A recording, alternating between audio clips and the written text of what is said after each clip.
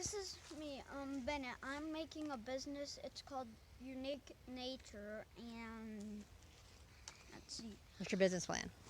My business plan is to have a service where I teach my students how to build shelters and cordage.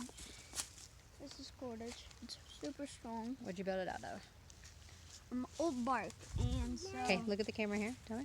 And I'm gonna make spears, arrows, and So those are your goods? Yep, and the teaching is my service. Okay. And there's overnight for $50, and then there's, let's see, only about 5 hours back here with me, helping me build a really good shelter like a cabin. And how much is that one? The 5-hour class. About $20, but for the whole day I have about, 35. So Okay, who will your customers most likely be?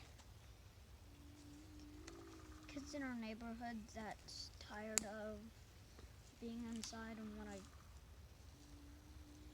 get outside and learn some stuff.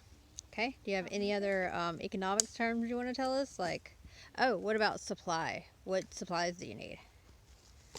This stuff, wood, and they'll have to have let's see, some flat land to build it in. We've already found that. Okay, what about demand? That's the number of people that want it. Charlie, come back.